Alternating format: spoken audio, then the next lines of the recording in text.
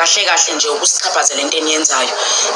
Uthola ukuthi umuntu wesifazane uthandana nomunye umuntu wesifazane. Lalelani ningangizwa kabi. I'm not against ukuthandana kwenu mina nginankinga nokuthandana kwenu. Kodwa kuyinkinga kula khona intombazane efaka lipstick emlomeni la isithandana ngentombazane efaka lipstick.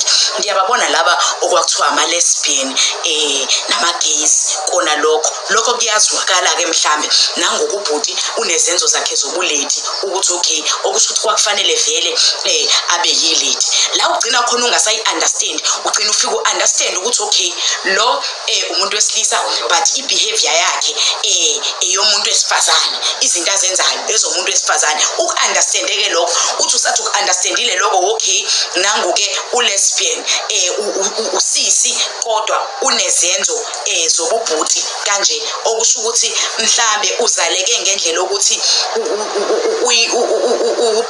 Ayikho-ke into eyinkinga njengomthombo wolwazi ongenalwazi ongafundisekile.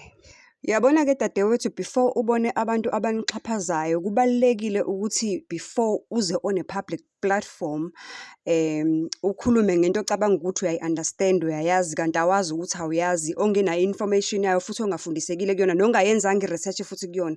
Ngicela ukukumema uzo-understanda kangcono then uposte into osoyi-understanda kangcono. Le event le yenzelwe wena. It's Meaningful Conversations with Uzane Mfeka. It will be recorded live at the Joburg Theatre. Come learn before you come and speak publicly, showing us your high level of ignorance. And I don't know whether it's shallow mind or what, but yeah, sexuality is very broad. That's what you must learn. It is very broad. Ungacabanga ukuthi uyazi kanti awazi ukuthi awazi, kusafanele ukuzifundisa ukuthi uwazi before ukhulume. Liyabhubha libhubhiswa wena.